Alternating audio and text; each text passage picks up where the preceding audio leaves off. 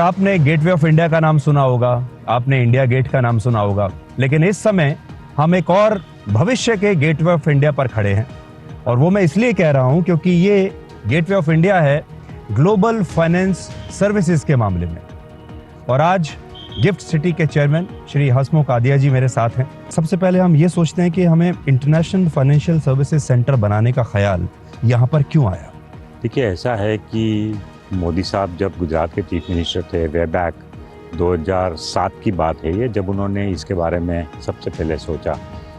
उन्होंने विश्व भर में प्रवास किया था। उनको पता था कि इंडिया रिलेटेड भी फाइनेंशियल सर्विसेज जो है, जैसे कि किसी इंडिया की कंपनी को ऋण लेना है, या किसी को री इंश्योरेंस कराना है, या किसी को एयरक्राफ्ट लीजिंग कराना है, या शिप लीजिंग करना है, तो इंडिया रिलेटेड सर्विसेज भी सब विदेश में चली जाती थी।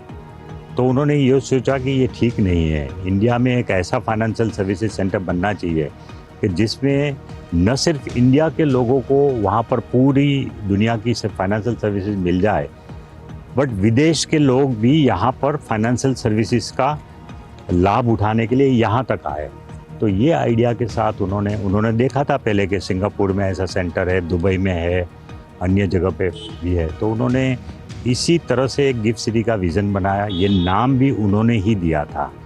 सो अब ये है कि भाई जैसे सिंगापुर, दुबई में बड़े बड़े फाइनेंशियल सेंटर है, लंदन में है, तो उसी तरह से अब हमारे यहाँ भी एक फाइनेंशियल सेंटर बहुत बढ़िया बना है और इसको और आगे बढ़ाने की उम्मीद है हमारी। तो सर, आज जब हम बात कर रहे हैं कि हम इसको एक ग्लोबल फाइनेंस हब बनाना चाहते हैं, दुनिया भर की जो टेक कंपनीज हैं, फिनटेक सेक्टर के जो बड़ी बड़ी कंपनीज हैं, वो यहाँ पर आएँ, लेकिन हम उनको ऐसा क्या ऑफर कर रहे हैं यहाँ भारत में कि ये सिंगापुर, हांगकांग, दुबई, इतनी दूसरी सेंटर्स को छोड़कर यहाँ आ जाएं?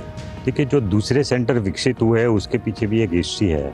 ये सब सेंटर में उन देशों ने फिनटेक इंडस्ट्री और फिनेंशियल सर्विसेज सेक्टर के लिए पूरा का पूरा छूट दिया है इनकम टैक्स में।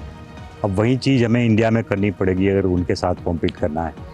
तो अभी जो गिफ्ट सिटी में लोकेट करने वालों के, खास करके जो IFSC एरिया है, इंटरनेशनल फाइनेंशियल सर्विसेज सेंटर, तो उसमें जो लोकेट करते हैं फिनांस कंपनी या फिनटेक कंपनी, उनको 15 में से 10 साल का इनकम टैक्स में छूट मिलता है, no income tax at all.